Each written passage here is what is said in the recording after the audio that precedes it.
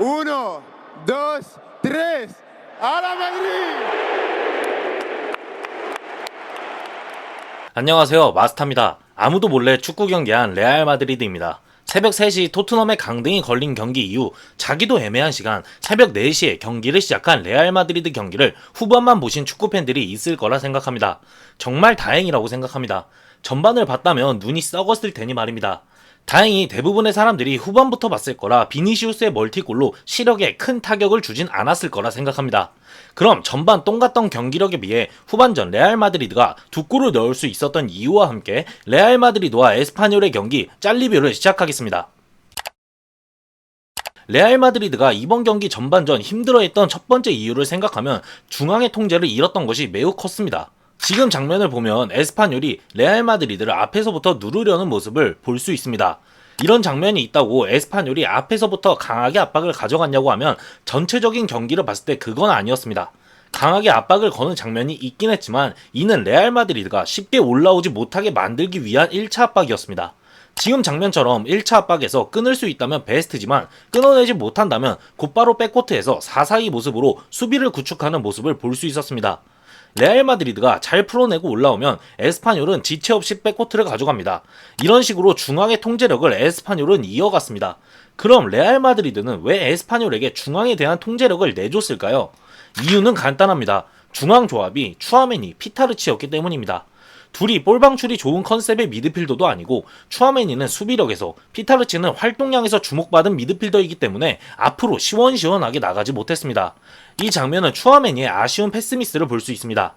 이 장면도 브라임이 내려오면서 빼줘서 피타르치에게 이어졌지만 피타르치는 앞을 바라보지 못하고 경기를 천천히 풀어나가고자 했습니다.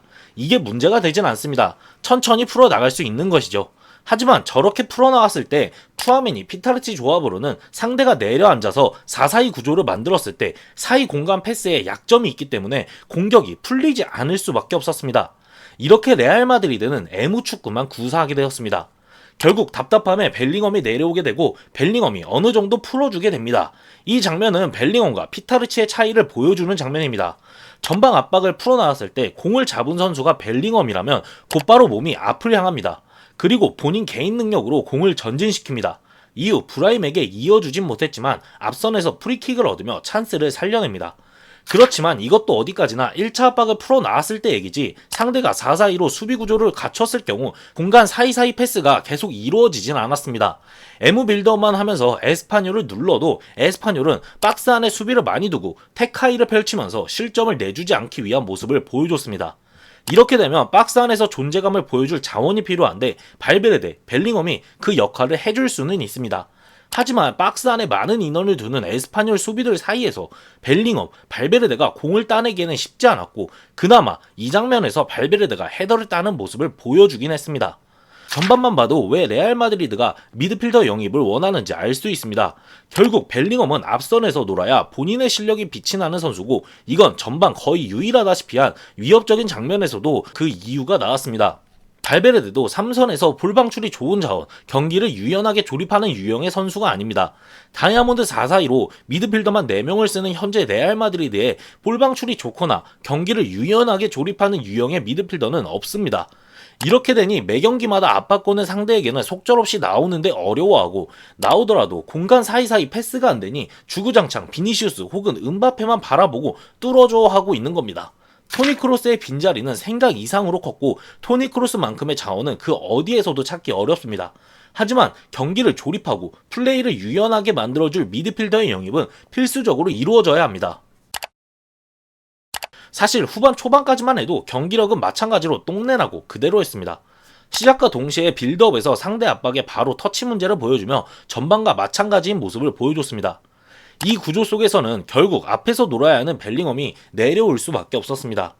원래도 본인이 내려오면서 풀어내려고 하는 벨링엄이지만 본인이 있어야 풀리는 상황과 본인이 추가돼서 풀어나오는 상황은 명백히 다릅니다. 그럼 이 경기의 분기점이 어디였냐고 하면 당연 곤살로 가르시아가 교체로 투입된 시점부터였습니다. 곤살로만 보면 됩니다. 옆에 아르헨티나 에미넴은 볼 필요가 없습니다. 곤살로가 들어오면서 벨링엄의 역할은 줄어들고 그만큼 벨링엄은 진짜 미드필더로서만 움직일 수 있게 됐습니다. 곤살로가 없을 때는 박스 안으로 아무도 들어가지 않아 벨링엄 본인이 뛰어 들어가야 하고 박스 안에서 싸워줘야 하고 미드필더로도 역할을 해줘야 했기 때문에 벨링엄은 너무 많은 역할을 소화하고 있었습니다.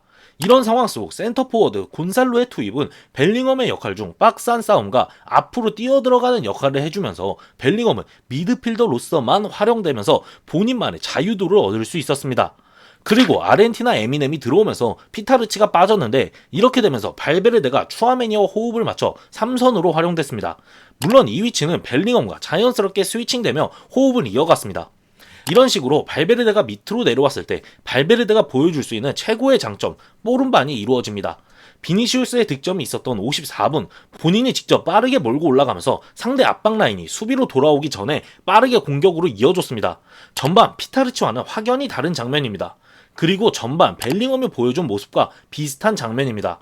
그렇게 비니시우스가 돌파하고 여기서 곤살로의 투입 이유를 볼 수 있습니다. 곤살로가 없을 때는 비니시우스가 저렇게 연계하고 싶어도 중앙에 아무도 없으니 연계를 할 수 없습니다. 그나마 벨링엄, 발베르데가 박스 안으로 들어간 이유 저런 장면이 나올 수 있죠. 하지만 말했듯이 곤살로가 없는 상황, 많은 역할을 부여받는 전반의 벨링엄과 전방위적으로 활용되는 발베르데가 이 장면의 곤살로처럼 처음부터 박스 근처에 있을 리가 없고 들어오기까지 시간이 걸릴 수밖에 없었습니다. 득점 장면에서 곤살로와 비니시우스의 모습은 추억의 벤제마와 비니시우스가 상대팀을 박살내던 2일2 시즌의 모습을 잠시나마 떠올리게 해줬습니다. 두 번째 골 장면도 보면 하이선의 좋은 롱킥으로 상대 수비 라인을 지나쳐 한 번에 넘겨졌습니다. 그 사이에 벨링엄이 안으로 파고들 수 있었고 비니시우스와 연계가 나옵니다. 이 장면도 마치 비니시우스와 벤제마의 호흡을 보는 느낌이었습니다.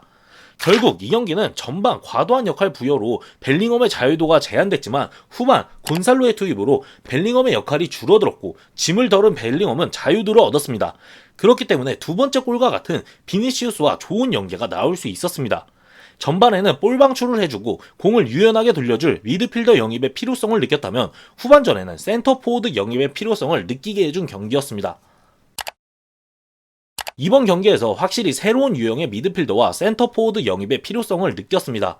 그럼 여기서 아마 비니시우스냐 음바페냐 선택해야 한다는 딜레마, 질문이 올 수 있습니다. 이 부분은 추후 영상을 제작하겠습니다. 짧게 미리 말하자면 비니시우스의 재계약이 이루어지는지 이루어지지 않는지에 따라 달라질 부분이기도 하고 개인적으로는 음바페가 좌측에 있다고 비니시우스만큼 득점력, 공격 포인트 못 뽑아낼까 생각하면 아니라고 생각합니다. 아무튼 이번 영상은 여기서 마치겠습니다. 승리해서 기쁜 경기입니다. 곤살로를 판다고 하는데 이렇게 보니 또 너무 아까운 자원이긴 합니다. 그럼 좋은 하루 보내시길 바랍니다. 바모스 마드리드!